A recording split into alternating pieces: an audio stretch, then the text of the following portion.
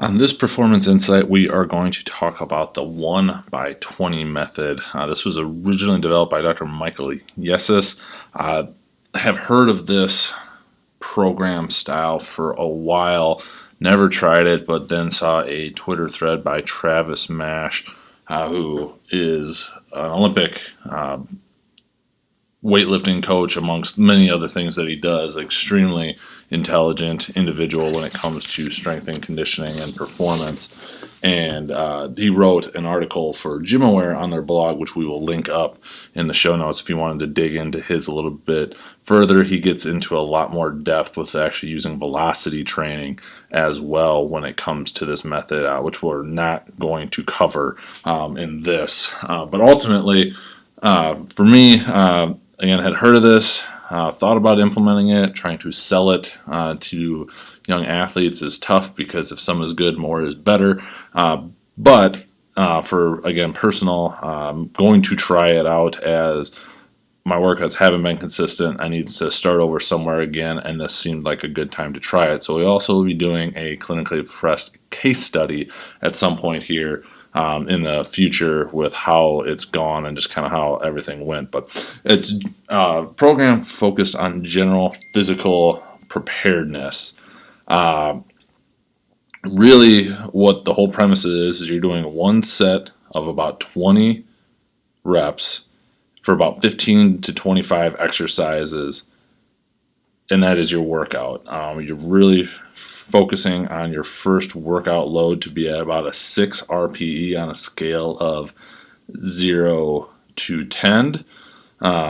6 being difficult, kind of around that, I think I saw him right in there, 57-ish% of your max, which could be useful for some of the bigger lifts, but ultimately not overly helpful for some of the smaller ones because you don't always max out there. But you're supposed to perform this 3 times a week and adding 2.5 kilograms or about 5 pounds to each exercise, each workout.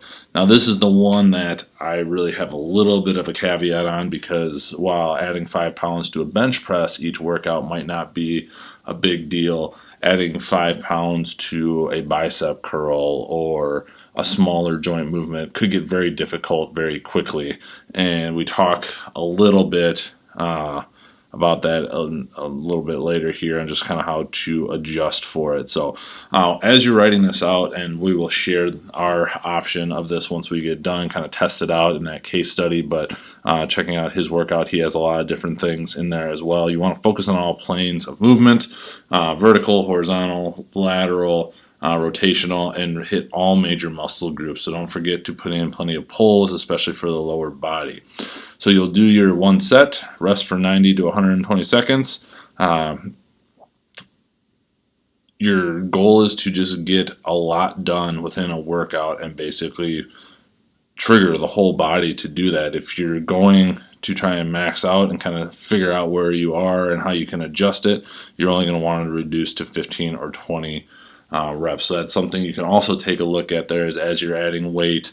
If you easily get, say, bicep curls, easily get 20 reps with 40 pounds in each hand, and you try to go up to 45 and you only hit 15 to 18, redo that weight, see if you can't get closer to that 20, and then look to add again and kind of build up in that regard. So what are the benefits of this? Total body workout, which is always going to help stimulate a lot of things, both hormonally and just endocrinology through the body.